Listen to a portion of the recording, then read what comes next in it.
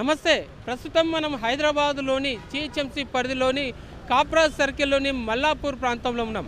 అయితే నిత్యం వర్షాకాలం వచ్చిందంటే చాలు యావత్తు జీహెచ్ఎంసీ యంత్రాంగమంతా అలర్ట్ అయిపోయి అక్కడ ఉన్న సమస్యలన్నింటినీ ఎప్పటికప్పుడు పరిష్కరించాల్సిన తీరు. అంటే దానికంటూ ఒక ప్రత్యేకమైనటువంటి కంట్రోల్ రూమ్ను కూడా ఏర్పాటు చేసి వర్షాకాలంలో లోతట్టు ప్రాంతాలు అటు నాలాలు కూడా మునిగి అవి పొంగి ప్రవహించకుండా తగినటువంటి జాగ్రత్తలు తీసుకోవాల్సిన సమయం. మరి అలాంటి సమయంలో నిత్యము మురుగునీటితోటి ఆ కాలనీలో ఎప్పుడు ఇబ్బంది పడే రకం నీరు ప్రవహించి ఎత్తైన ఉన్నటువంటి రోడ్లు ఎగురు దిగుడుగా ఉన్న రోడ్ల కారణంగా అక్కడ ఉన్నటువంటి జనమంతా చాలా రకాలుగా ఇబ్బంది పడటం కాకుండా అనేక సార్లు వాళ్ళంతా ప్రమాద బారిన కూడా పడినటువంటి పరిస్థితి. ఆ పరిస్థితిని ఇంతకుముందు ఎంతమన్ని సార్లైనను అధికారులకు విన్నవించిన కానీ ఎటువంటి ప్రయత్నాలు కూడా సఫలం కాలేదు. సో దానికి సంబంధించి టెండర్ల ప్రకటన వెలువడి ఇచ్చినా కూడాను దానికి నాలా పొంగి పొరలేకుండాను తర్వాత దానికి ఉన్నటువంటి పైప్ లైన్ను సక్రమంగా వేయడానికని అధికారులు అనేక రకాలుగా ప్రయత్నాలు చేశారు. ఆ మార్గం అంతా సుగమమైనను కూడాను అడ్డంకిగా మారినటువంటి ఎలక్ట్రికల్ పోల్ను తీసివేసే క్రమంలో అధికారుల యొక్క నిర్లక్ష్యం ఇక్కడ స్పష్టంగా కనబడుతుంది. దాని గురించి అని చెప్పేసి అక్కడ స్థానికంగా ఉన్నటువంటి ఏఈ కిష్టయ్యను కానీ ఏడీఏ అధికారులు కానీ తర్వాత జిహెచ్ఎంసీ అధికారులు కానీ పలుమార్లు విన్నవించినా కూడా వాళ్ళ దగ్గర నుంచి సరైన స్పందన రాకపోవడమే ఇక్కడ ఉన్నటువంటి స్థానికులు పడుతున్నటువంటి అనేక రకాలైనటువంటి సమస్యలు. ఇక్కడ ఈ ప్రాంతంలో చూస్తున్నాము. ఇక్కడ చూడొచ్చు క్లియర్గా ఈ రోడ్డు గుండానే నాలకు సంబంధించినటువంటి పైప్ లైన్ వస్తుంటుంది. అంటే వర్షం వచ్చినప్పుడు ఉధృతంగా నీరు ప్రవహించి రోడ్డు మీదకి వచ్చి ఆ ప్రాంతంలో ఉన్నటువంటి ఎగుడు దిగుడుగా ఉన్న రోడ్డు దాన్ని తట్టుకొని కింద పడినటువంటి సంఘటనలు అనేకం ఉన్నాయి. మరి ఇట్లాంటి సమయంలో మరి ఈ రోడ్ పైప్ లైన్ వేయడానికని అటు కనబడుతుంది మనకి అడ్డంకిగా మారినటువంటి ఆ రెండు పోల్స్ను తీసివేసే క్రమంలో స్థానికంగా ఉన్న ఎలక్ట్రికల్ అధికారులకు కూడా అనేక సార్లు చెప్పినా కూడా వాళ్ళు ఏమాత్రం స్పందించని తీరు. అంటే వాటిని తీయకుండా కాలయాపన చేస్తూ అనేక రకాలుగా ఇబ్బందులకు గురి చేస్తున్నటువంటి వైనం ఇక్కడ మనకు స్పష్టంగా కనబడుతుంది. అయితే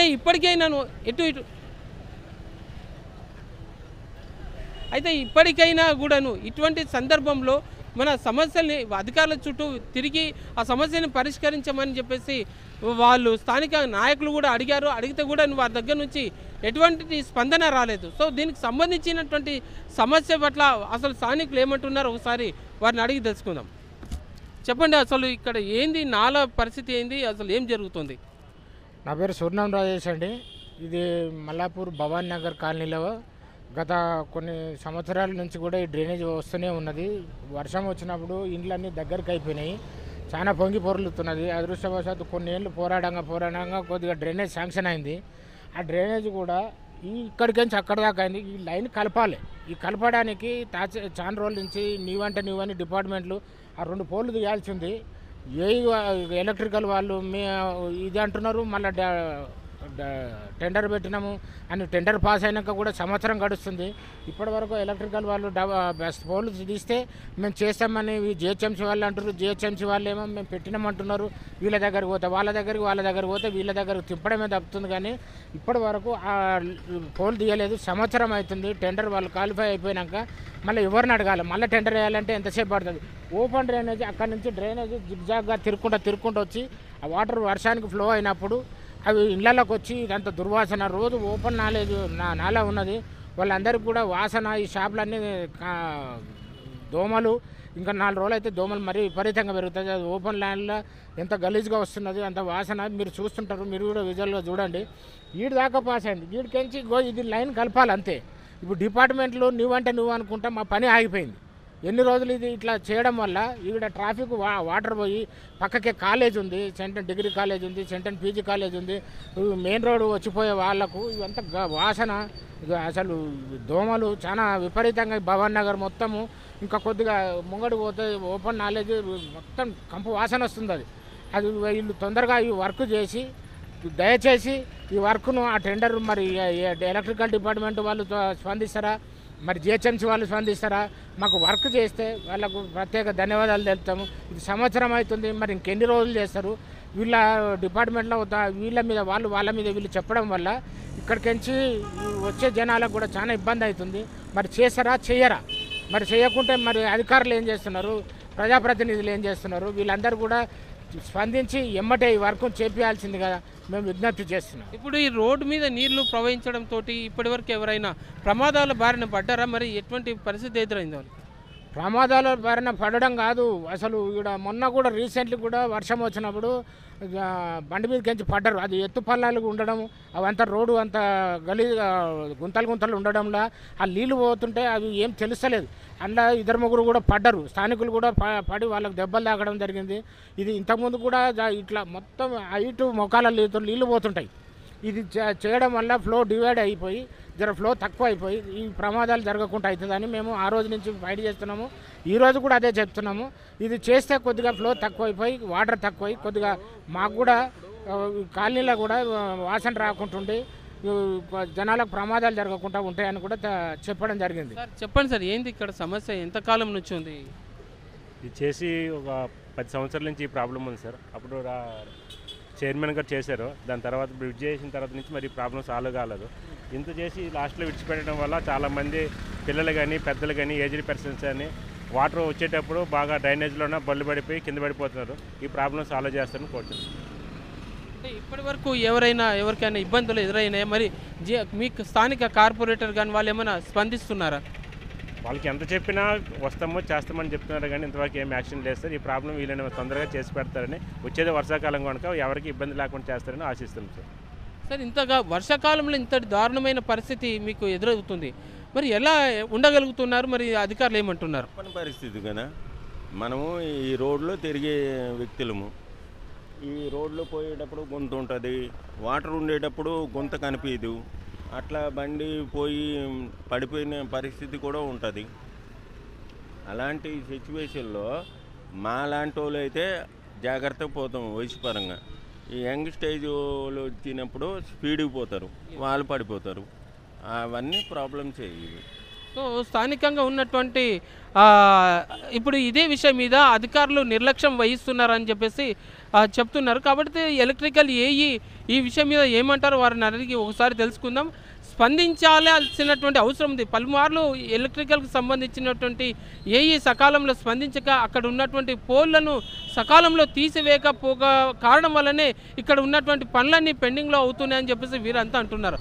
సో అదే విషయాన్ని పరిష్కరించడానికి అని చెప్పేసి ఆ విషయం మీద స్థానికంగా ఉన్నటువంటి ఏఈ ఎలక్ట్రికల్ డిపార్ట్మెంట్కి సంబంధించిన వ్యక్తి ఏమంటున్నారు ఆయన మాటల్లో విందాం. ఒకసారి హెచ్ఎంసీ అధికారుల నుంచి ఇప్పటి వరకు వాళ్ళ దగ్గర నుంచి సరైనటువంటి స్పందన వస్తుంది, కానీ ఒకసారి చూద్దాం అక్కడ పరిస్థితి ఎట్లా ఉందో.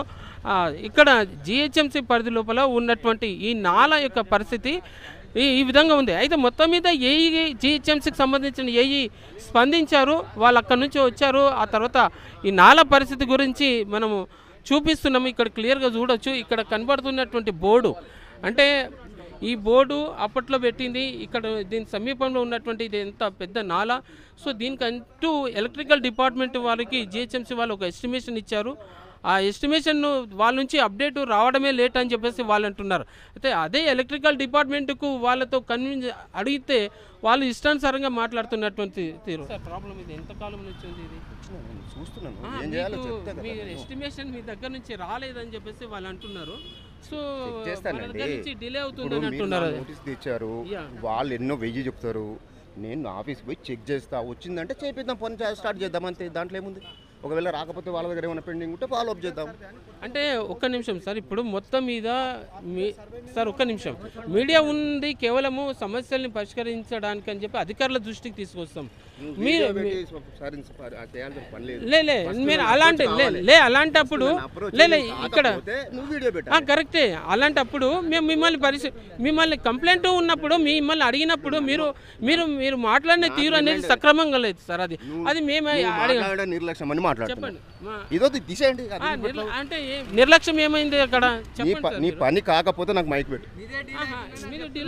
నేను ఇప్పుడు ఆఫీస్కి వెళ్ళి ఏమంటున్నారు? ఎప్పుడు ఇచ్చారు డేట్? ఇంతకుముందు కూడా ఇచ్చారట, రెండోసారి ఇచ్చారు. మరి మీదా వాళ్ళదా? మీరంటే వాళ్ళు, వాళ్ళంటే మీరు అంటున్నారు కదా. కాదండి, నేనున్నప్పుడు ఇచ్చిండ్రా, లేనప్పుడు మీరున్నప్పుడే ఇచ్చిండ్రా? వచ్చింది సార్. లేనండి, మీరు చెప్పారు కదా. నేను ఏమంటున్నా, నేను ఇవాళ దాన్ని చూసి ఫాలో అప్ చేస్తా అని చెప్తున్నా. వస్తే కూడా మీరు కూడా మాట్లాడతలేరు. ఎందుకు మాట్లాడలేదు? ఇచ్చిన కదా లెటర్. అధికారులు ఉన్నది ప్రజా సమస్యలను పరిష్కరించాలా, దానికి అట్లా దాని గురించి అని చెప్పేసి వీళ్ళు మేడం దగ్గరికి పోయి మేము అడిగితే ఏం చెప్పారంటే, స్రవంత మేడం ఏం చెప్పింది, సార్కు లెటర్ ఇచ్చినాము, మీకు ఈ స్తంభంని పక్క జరపడానికి ఎంత ఇన్స్ట్రుమెంట్ అవుతుందో మాకు ఇచ్చేయండి, మేము కాంట్రాక్ట్ తోటి ఎవరితోటో పెట్టిస్తామన్నారు. మీరు మళ్ళీ అది కూడా మళ్ళీ అది క్యాన్సిల్ అయ్యి మళ్ళీ లెటర్ ఇవ్వండి 75,000 80,000 అవుతుందని మీరు చెప్పిరట. అప్పుడు ఇంత అమౌంట్కి ఒక్క స్తంభానికి ఎందుకు అవుతుంది? అయినా కానీ లెటర్ పెట్టినాము, ఆయన ఇంతవరకు మాకు రిటర్న్ ఇవ్వలేదు, మాకు కాంట్రాక్టర్ వెళ్ళిపోతే మాకు ప్రాబ్లం అవుతుందని మేము అడుగుతున్నాం. అడుగుతుంటే మీ పేరే చెప్తున్నారు మేడం, మీకు లెటర్ ఇచ్చినామని. మాకు లెటర్ ఇచ్చింది ఆమె, మీకు ఎలక్ట్రికల్ డిపార్ట్మెంట్కు లెటర్ ఇచ్చినామని ఇచ్చింది. నేను తీసుకురావడం కాదు సార్, మీరు చూస్తున్నారు కదా మేడం ఇచ్చింది ఎన్ని రోజులే. ఈ రోజు నేను గుర్తు చేస్తేనే మీరు చూస్తారు, నేను చెప్తేనే చేస్తారా సార్ మీరు? అది నేను ప్రొసీజర్ రెండోసారి అయింది సార్ ఇది.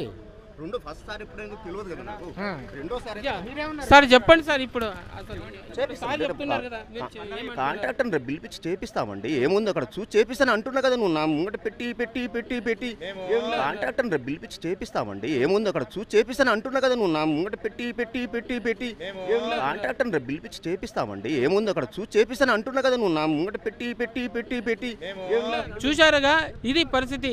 మనం ఇంతసేపు కవర్ చేసినది ఎంత క్లియర్గా మీకు విజువల్లో కనబడింది.